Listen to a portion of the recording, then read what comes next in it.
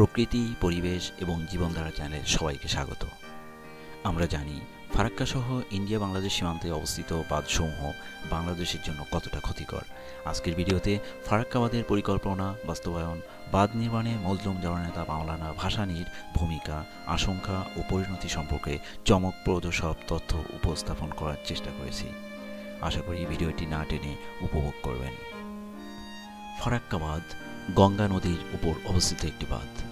ভারতের পশ্চিমবঙ্গ রাজ্যের মালদহ ও মুর্শিদাবাদ জেলায় এই বাঁধটি অবস্থিত। 1961 সালে এই বাঁধ নির্মাণের কাজ শুরু হয়, শেষ হয় 1975 সালে। সেই বছর 21 এপ্রিল থেকে বাঁধ চালু হয়। ফারাক্কা বাঁধ 2240 মিটার লম্বা। তৎকালীন প্রায় $1 বিলিয়ন ব্যয়ে সোভিয়েত রাশিয়ার সহায়তায় বানানো হয়েছিল বাঁধটি। বাঁধ থেকে ভাগীরথী থেকে হুগলি নদী পর্যন্ত ফিডার খালটির দৈর্ঘ্য 25 মাইল। 1950 ও 1960 এর দশকে কলিকাতা বন্দরের কাছে হুগলি নদীতে পলি জমা একটি বড় সমস্যা হয়ে দাঁড়ায়। এই পলি ধুয়ে পরিষ্কার করার জন্য ফারাক্কা বাঁধ তৈরি করা হয়। শুকনো মৌসুমে জানুয়ারি থেকে জুন ফারাক্কা বাঁধ গঙ্গার 40,000 ঘনফুট পার সেকেন্ড পানি হুগলি নদীর অভিমুখে চালিত করে। হিন্দুস্তান কনস্ট্রাকশন কোম্পানি বাঁধটি তৈরি করে। বাঁধটিতে মোট 109টি গেট রয়েছে। ফারাক্কা সুপার তাপবিদ্যুৎ কেন্দ্রের পানি এই বাঁধ থেকেই সরবরাহ করা হয়। এই বাঁধের উপর দিয়ে গিয়েছে 34 নম্বর জাতীয় সড়ক ও রেলপথ, যা কেবল উত্তরবঙ্গ ও দক্ষিণবঙ্গকেই নয়, ভারতের উত্তর পূর্ব অংশকে বাকি ভারতের সঙ্গে জুড়ে রাখতে বড় ভূমিকা পালন করে। এই বাঁধের মুখ্য উদ্দেশ্য ছিল পানির অভাবে হারিয়ে যেতে বসা গঙ্গার শাখা নদী ভাগীরথীকে পুনরায় গঙ্গার জলে পুষ্ট করে দিন দিন নাব্যতা হারিয়ে যাওয়া কলকাতা বন্দরকে পূর্বরূপে কার্যক্ষম করে তোলা। বর্তমানে পশ্চিমবঙ্গের দক্ষিণে অবস্থিত হলদিয়া বন্দর থেকে উত্তরপ্রদেশের বেনারস অবধি অংশকে ভারতীয় জাতীয় রেলপথ 1 এর স্বীকৃতি দিয়েছে। ফারাক্কা বাঁধ ভারত তৈরি করে কলকাতা বন্দরকে পলি জমা থেকে রক্ষা করার জন্য। তৎকালীন বিভিন্ন সমীক্ষায় বিশেষজ্ঞরা অভিমত প্রকাশ করেন যে গঙ্গা, পদ্মার মতো বিশাল নদীর গতিপথ বাঁধ দিয়ে বিঘ্নিত করলে নদীর উজান এবং ভাটি উভয় অঞ্চলে প্রাকৃতিক ভারসাম্য মারাত্মকভাবে নষ্ট হতে পারে।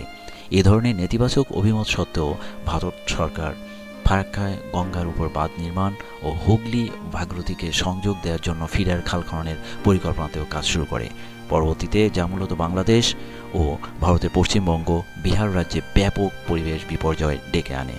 এটি প্রায় 18 কিলোমিটার লম্বা এবং মনোহরপুরে অবস্থিত। ইতিহাসের পাতা থেকে দেখা যায় ব্রিটিশ সরকার পলি সঞ্চয়ের কারণে কলকাতা বন্দরে জাহাজ বেরোনোর অসুবিধা লক্ষ্য করে। কারণ হুগলি ভাগীরথী নদী ক্রমশ নাব্যতা হারাচ্ছিল। 1851 সাল থেকে 1946 সাল অবধি কমপক্ষে 5টি সমীক্ষা করা হয়েছে কিভাবে গঙ্গার পানির এক অংশ ঘুরিয়ে হুগলি ভাগীরথীতে প্রবাহিত করে পলি অপসারণ করা যায়। তৎকালীন ভারতের পশ্চিমবঙ্গের তদানীন্তন চিফ ইঞ্জিনিয়ার শ্রী কপিল ভট্টাচার্য এই পরিকল্পনার বিরোধিতা করে অভিমত প্রকাশ করেন। তার মতে গঙ্গা থেকে অপসারিত 40,000 কিউসেক পানি ফিডার খাল কিংবা হুগলি ভাগীরথী ধারণ করতে পারবে না। গঙ্গা এবং ভাগীরথীর প্রবাহরেখার উচ্চতার তারতম্যের কারণে পানি সঞ্চালন কষ্টকর হবে, ফলে গঙ্গা নদী তার স্বাভাবিক প্রবাহের জন্য অন্য পথ খুঁজবে। শ্রী কপিল ভট্টাচার্যের মতে প্রথমোক্ত কারণের জন্য মুর্শিদাবাদ এবং মালদা জেলা জুড়ে দেখা দেবে জলাবদ্ধতা। ব্রহ্মপুত্রের তুলনায় গঙ্গা কম গতিশক্তি সম্পন্ন নদী। এ ধরনের নদীর গতিপথ হয় আঁকাবাঁকা। এক থেকে আরেক বাঁকের দূরত্বকে বলা হয় মিয়ান্ডার দৈর্ঘ্য, এবং একটি সুনির্দিষ্ট দূরত্বের মধ্যে কয়টা বাঁক রয়েছে তাকে বলে মিয়ান্ডার ফ্রিকোয়েন্সি। হঠাৎ করে মৃতপ্রায় হুগলি ভাগীরথীর মধ্য দিয়ে কৃত্রিমভাবে বিপুল পরিমাণ পানি প্রবাহিত করলে হুগলি ভাগীরথী ও উজানে বিহার অবধি সব নদীর মিয়ান্ডার ফ্রিকোয়েন্সির উপর বিরূপ প্রভাব পড়বে। ফলে ওই সমস্ত নদীতে জলাবদ্ধতা, নদী ভাঙ্গন এবং চর সৃষ্টি ত্বরান্বিত হবে। তার মতে ভাটি অঞ্চলে সকল নদীর নাব্যতা মারাত্মকভাবে বিঘ্নিত হবে। শুষ্ক মৌসুমে পানি প্রবাহ কম হওয়ার কারণে জলবায়ুর পরিবর্তন দেখা দিবে। ভারতের একতরফা গঙ্গার জল সরবরাহের কারণে বাংলাদেশের পরিবেশের ব্যাপক ক্ষতি হচ্ছে। বাংলাদেশের কৃষি, শিল্প, বন ও নৌ পরিবহন ব্যবস্থা ব্যাপক বিপর্যয়ের সম্মুখীন হচ্ছে। এই বিষয়টি প্রথম আলোচনায় আসে 29 অক্টোবর 1951 সালে, যখন তৎকালীন পাকিস্তান সরকার গ্রীষ্মকালে গঙ্গা নদী হতে বিপুল পরিমাণ পানি পশ্চিমবঙ্গের ভাগীরথী নদী পুনরুজ্জীবিত করার জন্য অপসারণ করার ভারতীয় পরিকল্পনার দৃষ্টি আকর্ষণ করে। ভারত জবাব দেয় তাদের এই পরিকল্পনা প্রাথমিক পর্যায়ে রয়েছে এবং এর ফলাফল সম্পর্কে পাকিস্তানের উদ্যোগ শুধুমাত্র তত্ত্বীয় ব্যাপার। সেই থেকে গঙ্গার পানি বণ্টন নিয়ে লম্বা আলাপ আলোচনার জন্ম দেয়। 1970 সাল পর্যন্ত ভারত পাকিস্তান এই বিষয় নিয়ে বিভিন্ন পর্যায়ে অনেক আলোচনা করে, কিন্তু এই আলোচনা যখন চলছিল তখন ভারত ফারাক্কাবাদের নির্মাণ কাজ অব্যাহত রাখে এবং 1970 সালে এর কাজ সমাপ্ত করে। এই বাঁধ বাংলাদেশ ভারত সীমান্ত হতে ভারতের প্রায় 18 কিলোমিটার অভ্যন্তরে অবস্থিত। 1971 সালে বাংলাদেশ স্বাধীন হওয়ার পর গঙ্গার পানি বণ্টন নিয়ে ভারতের সাথে আলোচনা শুরু করে। 1974 সালের 16 মে বাংলাদেশের তৎকালীন প্রধানমন্ত্রী বঙ্গবন্ধু শেখ মুজিবুর রহমান এবং ভারতের প্রধানমন্ত্রী ইন্দিরা গান্ধী ফারাক্কা পয়েন্টে গঙ্গার পানি বণ্টন নিয়ে এক যৌথ বিবৃতি দেন। এই সম্মেলনে এই সিদ্ধান্ত হয় যে উভয় দেশ একটি চুক্তিতে আসার আগে ভারত ফারাক্কা বাঁধ চালু করবে না। যদিও বাঁধের একটি অংশ পরীক্ষা করার জন্য বাংলাদেশ সরকার 1975 সালে 10 দিনের জন্য ভারতকে গঙ্গা হতে 310 থেকে 450 কিউসেক পানি অপসারণ করার অনুমতি দেয়, কিন্তু মুজিবুর রহমান হত্যার পর থেকে ভারত কোনো রকম আলোচনায় অংশগ্রহণ করা হতে বিরত থাকে এবং 1976 সালের শুষ্ক মৌসুম পর্যন্ত গঙ্গা নদী হতে 1130 কিউসেক পানি অপসারণ করে পশ্চিমবঙ্গের ভাগীরথী হুগলি নদীতে প্রবাহিত করে। মজলুম জননেতা মাওলানা ভাসানীর দীর্ঘ রাজনৈতিক জীবনে একটি উল্লেখযোগ্য ঘটনা হচ্ছে ফারাক্কা লং মার্চ সংগঠিত করা। মাওলানা আব্দুল হামিদ খান ভাসানী যখন ফারাক্কা লং মার্চের নেতৃত্ব দেন তখন তার বয়স ছিল 90 বছরের বেশি। 1976 সালের গোড়ার দিকে মাওলানা ভাসানী বার্ধক্যজনিত অসুস্থতার কারণে হাসপাতালে চিকিৎসাধীন ছিলেন। 76-এর 18 এপ্রিল হাসপাতাল থেকে ফেরার পর মাওলানা ভাসানী ঘোষণা দেন, ভারত যদি বাংলাদেশকে পানির অধিকার থেকে বঞ্চিত করে তাহলে তিনি লং মার্চ করবেন। তার এই কর্মসূচি তখন অনেককে বেশ চমকে দিয়েছিল, কারণ 90 বছরের একজন মানুষের ঘরেই থাকার কথা। এই জন্য 16 মে রাজশাহী শহর থেকে লং মার্চ করার ঘোষণা দেন তিনি। কর্মসূচি বাস্তবায়নের জন্য 1976 সালে 2 মে মাওলানা ভাসানীকে প্রধান করে 31 সদস্য বিশিষ্ট ফারাক্কা মিছিল পরিচালনার জাতীয় কমিটি গঠিত হয়। এরপরে এই কমিটির সদস্য সংখ্যা আরও বৃদ্ধি পায়। এই লং মার্চের আগে ভারতের তৎকালীন প্রধানমন্ত্রী ইন্দিরা গান্ধীর কাছে একটি চিঠি লেখেন মাওলানা আব্দুল হামিদ খান ভাসানী। সে চিঠিতে মিসেস গান্ধীর কাছে লং মার্চের কারণ বর্ণনা করেন মাওলানা ভাসানী। সাংবাদিক এনায়েতুল্লাহ খান, আনোয়ার জাহিদ এবং সাজুল হোসেন খান এই চিঠি তৈরিতে আব্দুল হামিদ খান ভাসানীকে সহায়তা করেন। লং মার্চ সফল করার জন্য 1976 সালের 28 এপ্রিল মাওলানা আব্দুল হামিদ খান ভাসানী এক বিবৃতিতে সবার প্রতি আহ্বান জানান। জাতীয় কৃষক সমিতির আবু নোমান খান সেই লং মার্চ সম্পর্কে বিস্তারিত বিবরণ তুলে ধরেছেন মজলুম জননেতা মাওলানা আব্দুল হামিদ খান ভাসানী স্মারক সংকলন বইতে। আবু নোমান লিখেছেন, লং মার্চের মিছিল রাজশাহী থেকে প্রেমতলী, প্রেমতলী থেকে চাঁপাই নবাবগঞ্জ থেকে মনকষা এবং মনকষা থেকে শিবগঞ্জ পর্যন্ত 64 মাইল পথ অতিক্রম করবে।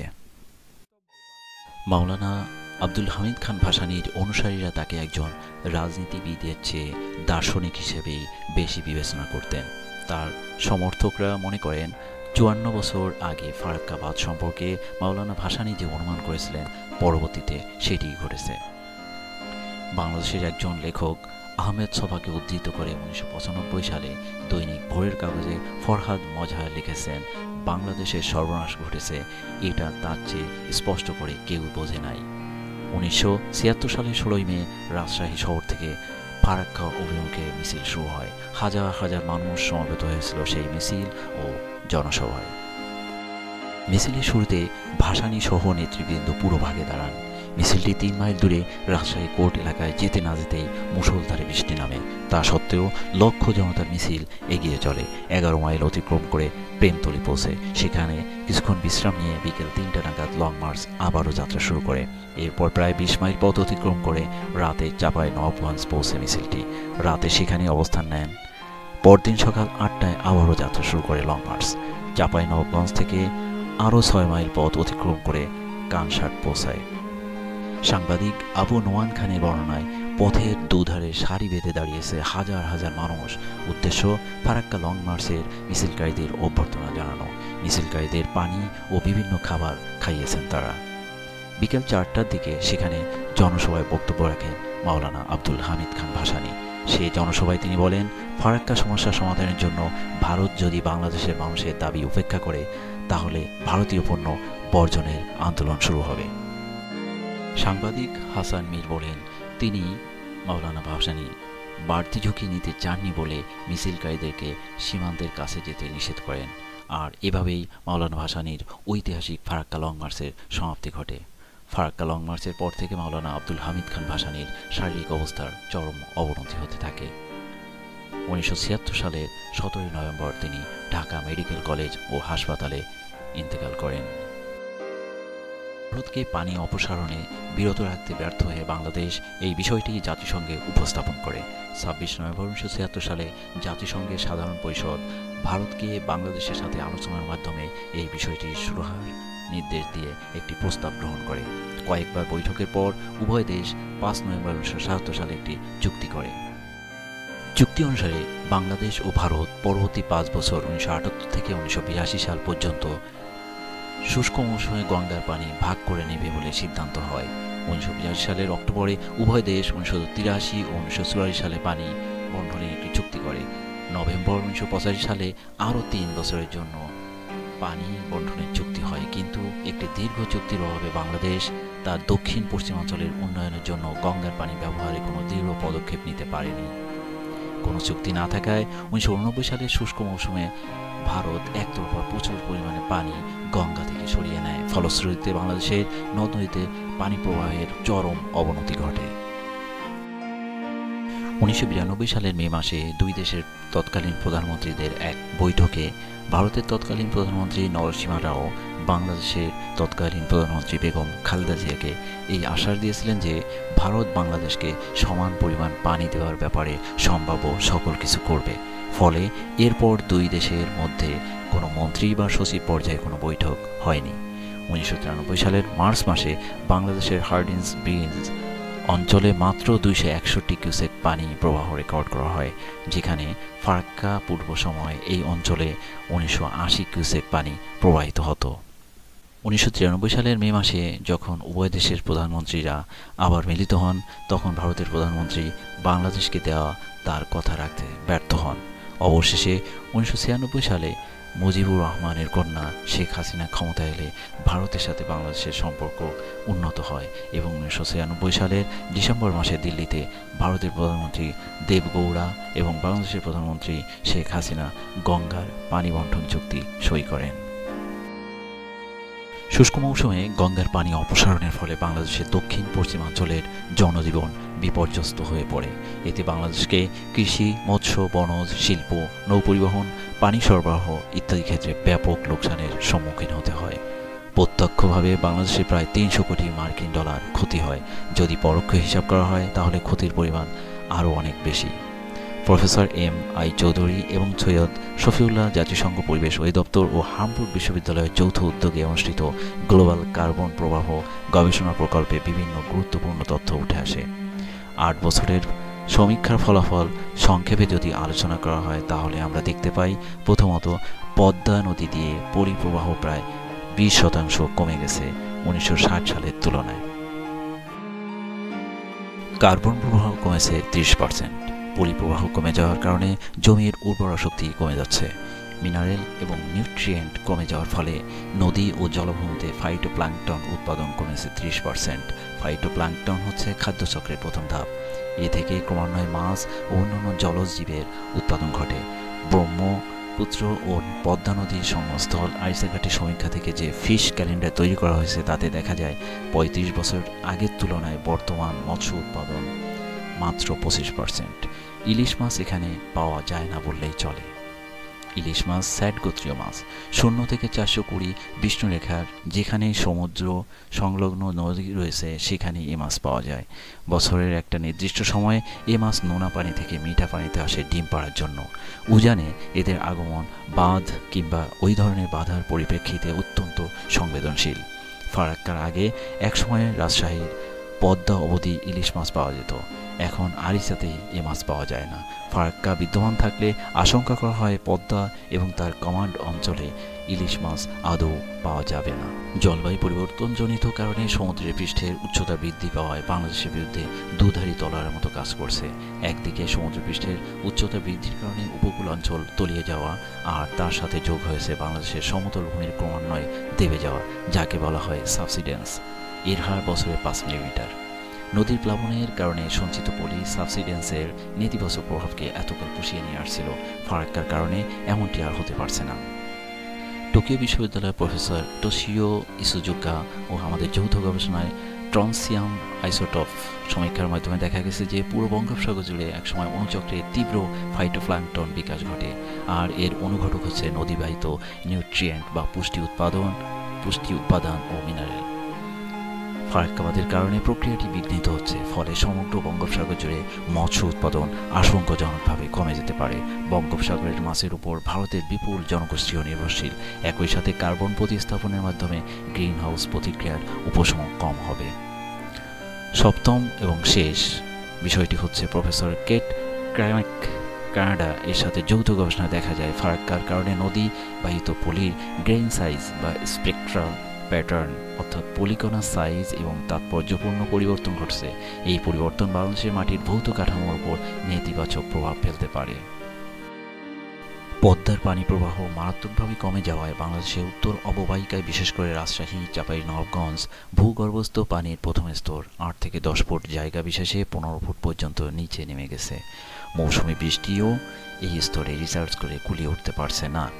সেচের জন্য খরার মৌসুমে এখন ভরসা দ্বিতীয় স্তর। বরেন্দ্র অঞ্চলে এই স্তরটি মোটামুটি ফসিল পানি দিয়ে পূর্ণ। ব্যাপক সেচের ফলে এই স্তর থেকে কতদিন পানি উত্তোলন করা যাবে কে জানে। পানির অভাবে মাটির আর্দ্রতা শুষ্ক মৌসুমে 35% কমে গেছে। ফারাক্কা পরবর্তী সময়ে বাংলাদেশের অভ্যন্তরে গঙ্গা নদীর অর্থাৎ পদ্মা নদীর প্রবাহের চরম বিপর্যয় ঘটে। প্রবাহ কমে যাওয়ায় নদীর নাব্যতা কমে যায়, ফলে বাংলাদেশকে বর্তমানে প্রায় বড় বন্যার সম্মুখীন হতে হচ্ছে। বাংলাদেশের গড়াই নদী এখন সম্পূর্ণরূপে বিলুপ্ত।